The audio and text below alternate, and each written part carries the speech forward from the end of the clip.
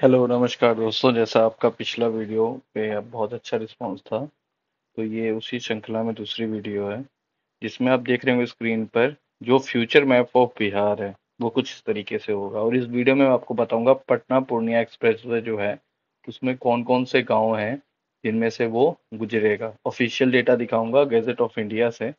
तो पहले बात ये मैं थोड़ी सी करना चाहूंगा कि जो एक्सप्रेसवे मैप आगे बिहार में होगा, एक्सप्रेसवे जितने बिहार से गुजरने वाले हैं, तो आप देख लीजिए। देखिए पहला ये हो गया अपना एक एक्सप्रेसवे, ये आपका गोरखपुर सिलीगुड़ी है। ठीक है। और आपका ये जो गोला दिख रहा है ये पटना रिंग रोड है। तो कुछ इस तरीके से दिखेगा, ये ग्राफ ओवरव्यू है। ठीक है, कुछ इस तरीके से आपका एक्सप्रेसवे मैप दिखेगा। और मैं आपको बताऊं पटना पूर्णिया के बारे में थोड़ा जानकारी दूं कि पटना पूर्णिया जो कि एक ग्रीनफील्ड एक्सप्रेसवे है, इस मैप पे मैं आपको दिखाऊं तो पटना पूर्णिया इस पे डिराइव कर रखा है। ये आपको रेड कलर का दिख रहा होगा, ये रहा इसका स्टार्टिंग पॉइंट। ये मैं मार्क कर रहा हूँ। और ये यहाँ से आपका होता हुआ वैशाली जिले से होता हुआ क्रॉस करेगा। और मैं आपको दिखाऊंगा आगे, ये देखिए ये आपका समस्तीपुर क्रॉस होता हुआ चला जाएगा। बट मेनली इस वीडियो में हम बात करेंगे कि किस किस गांव से ये गुजरेगा। तो मैं आपको दिखा देता हूँ किस किस गांव से गुजरेगा। ये ऑफिशियल गैजेट ऑफ इंडिया है।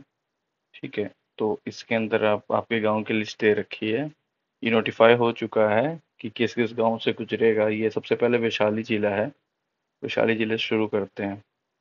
तो मैं धीरे धीरे चलाऊंगा इसको ताकि आप लोगों को दिखता भी रहे। जैसे ये देखिए ये दो गांव हैं वैशाली जिले। ये तालुक जो है ये है आपका भगवानपुर। फिर उसके बाद पातेपुर, ये भी जिला वैशाली ही चल रहा है। ये गांव है।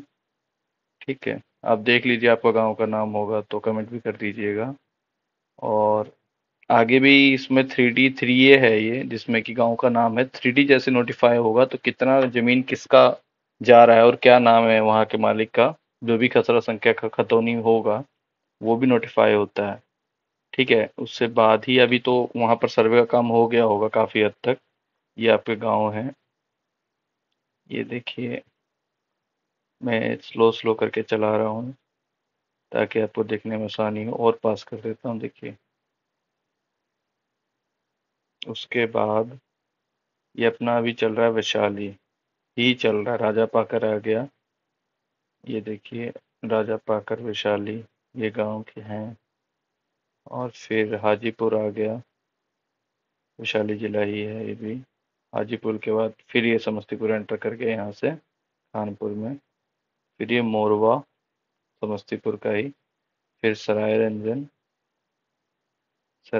फिर उजियारपुर। फिर आपका उजियारपुर ही चल रहा है भाई। फिर विभूतिपुर, समस्तीपुर जिले के अंदर ही। फिर रोसड़ा। ठीक है, ये रोसड़ा के गांव है। बाकी उसके बाद ये सिंघी है, ये भी अभी समस्तीपुर ही है। हसनपुर, नया नगर, ये उनके गांव हैं।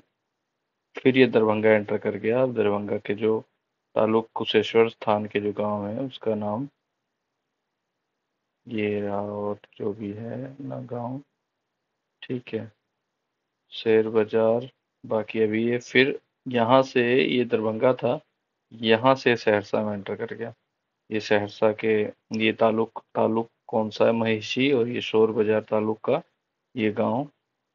ठीक है। मैं बता दूं इन्फॉर्मेशन के लिए, 3A है। 3A पब्लिश हो में एक गांव का नाम आता है मेनली कि जो एक्सप्रेसवे है, 6 लेन एक्सप्रेसवे है पटना पूर्णिया, वो किस किस गांव से गुजरेगा। हो हो सकता है कई बार गांव के बीच से भी हो, और कई बार गांव के जो चौड़ का इलाका होता है, खेती का इलाका होता है, उस साइड से गुजरे। तो ये इन्फॉर्मेशन काफ़ी ज़रूरी है कि आपका गांव इस लिस्ट में है कि नहीं। और ये जो मैं डॉक्यूमेंट दिखा रहा हूँ ये गैजेट ऑफ इंडिया है। गैजेट ऑफ इंडिया भारत का राजपत्र भी ऑफिशियल डॉक्यूमेंट होता है। जिसमें कोई चीज़ पब्लिश होती है तो वो एक तरीके से सरकारी मानी जाती है कि सरकारी रिकॉर्ड्स में यही डेटा है। ठीक है। ये आपका चल रहा है पूर्णिया एंटर कर गया एक्सप्रेसवे का, ये लास्ट शोर होगा। ये पूर्णिया एंटर कर गया। दमहा दमहा तालुक। उसके बाद ये कृत्यानंद नगर, फिर पूर्णिया पूर्व कस्बा। और ये तो देखिए हर एक लैंड पे ये इंग्लिश में हो गया। मैं आपको थोड़ी और जानकारी देता हूँ। जो भी गांव है, जो भी प्रखंड है, उसका एक काला ऑफिसर यानी कॉम्पिटेंट अथॉरिटी ऑफ लैंड एक ऑफिसर होता है। अगर आपका कोई जमीन विवाद है या कुछ भी है प्रॉब्लम, या जैसे आप जो थ्री डी पब्लिश होगी, थ्री डी पब्लिश में क्या होगा, आपके गांव का जो भी मतलब जमीन गई है उसमें उसके मतलब मालिक का नाम होगा। ठीक है। तो मालिक में वो आपको लगता है कि आपके दादा के नाम पे है या किसी के नाम पे, तो आप उसको जाके अपने जो ब्लॉक ऑफिस होता है आपका, जो हमारे यहाँ तो तहसीलदार वगैरह होते हैं, आपके यहाँ पटवारी पटवारी होते हैं आई थिंक, तो उनके पास जाके आप बता सकते हैं कि ये में हमारा ज़मीन जो है वो नोटिफाइड है और हमें ये ज़मीन के कागज़ अपडेट करवाने हैं। तो प्लीज़ उसको अपडेट कराइए, क्योंकि जो पैसे हैं वो उसी, जैसे जिस नाम से ज़मीन है उसी के नाम के अकाउंट पे पैसे मिल सकते हैं। आपके दादा का हो या परदादा का हो, बट आपको वो ज़मीन अपने नाम पे करवानी ही पड़ेगी।